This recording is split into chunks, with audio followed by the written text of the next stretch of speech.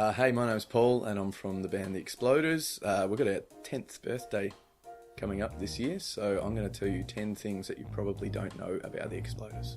When we were originally toying with the idea of having a band, we actually recorded a song and uploaded it on Triple J Unearthed under the name The Satellite States. From memory, it wasn't a very good song and I don't think anyone ever listened to it.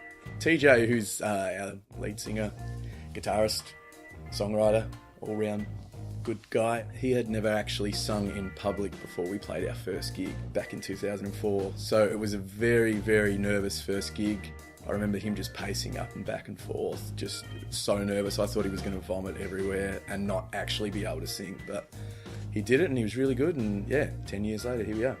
Over the years, when we've headlined a few shows, especially in the earlier days, we had some pretty good support bands who, how do I put it, have gone to much bigger and better things than us. Let me think of them. British India was one of them. And yeah, I'm sure most people know about those guys. Children Collide supported us once before they massively blew up. Little Red supported us a couple of times. And actually we got in trouble because Malcolm, who's our drummer, was a bit crazy and kicked over the drums and put his foot straight through one of the skins when we borrowed theirs, even though they were supporting us. Calling All Cars played their first Sydney gig supporting us. I think Lady Hawk may have even played that same night before she was just there by herself. More recently, Apes, who are from Ballarat, they supported us. They're really good. Love Junkies, who are from Perth, they supported us, and I was like, wow, shit, these guys are good. Oh, am I allowed to say that? Of course you are. Oh, good. Honourable mentions, a little band called Mink Muscle Creek supported us once. They're kind of not really, they might be a band still, but guys from that band ended up being in Tame Impala and Pond. And I miss them. I fell asleep upstairs in the band room and missed them. Oh, we used to play with a band called The Roys back in the days, and their drummer was a guy called Dan Sultan. Didn't even know he could sing until a couple of years later when he branched out on himself, and I'm like, oh wow.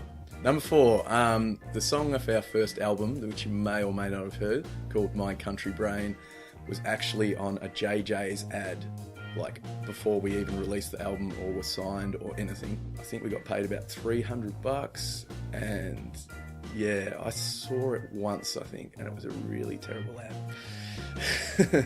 Our self-titled debut album was actually just a collection of all our demos, just the best of that the record company mashed together, that we'd actually recorded before even playing a gig, and then in the first 9 months of being a band, a live band.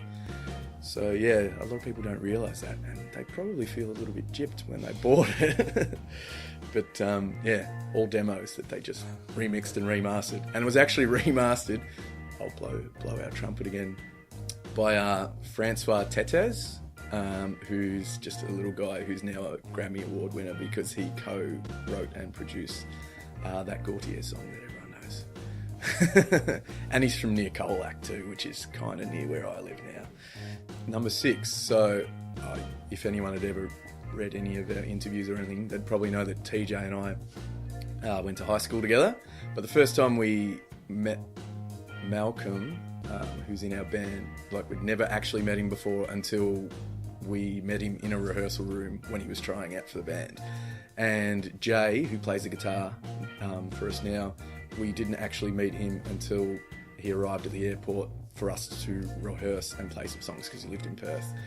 He was recommended by Mel, but yeah, that was kind of a weird situation to have someone in the band who you hadn't actually met yet.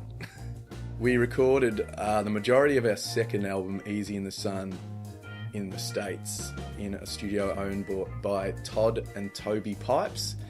They may not sound like a household name, but they were actually in the band, two brothers, Deep Blue Something, who had that big hit Breakfast at Tiffany's in, I don't know, maybe 1995, and they had this awesome massive studio with all this amazing gear. One of them even played tambourine on one of the songs that I don't think made it there, but yeah, it was kind of weird, especially when we were watching the film clip on YouTube in the studio and wetting ourselves laughing because they looked absolutely ridiculous.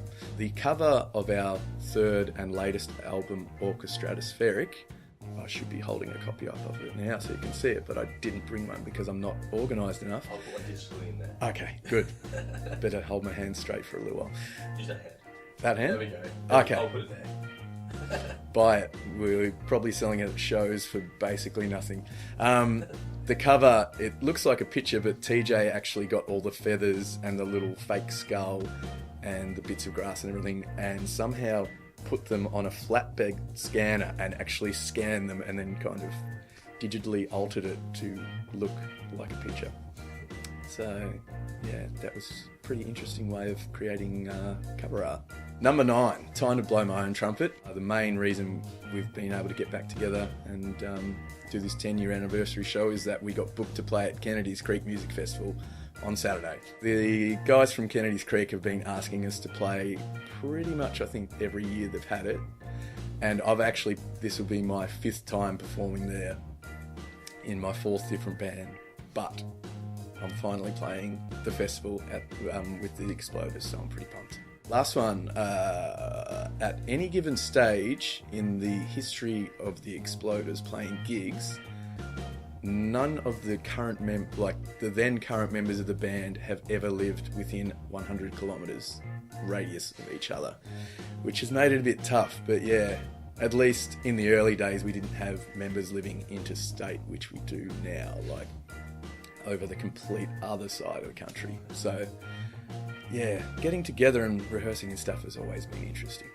Yeah, so we're playing a show at the Barwon Club Friday night, this Friday. I think is it the 24th? It's like a Kennedy's Creek sideshow. So we've got Kinloch Troons playing as well, and the Weapon is Sound, who Mel, who's our drummer, actually also plays keys in.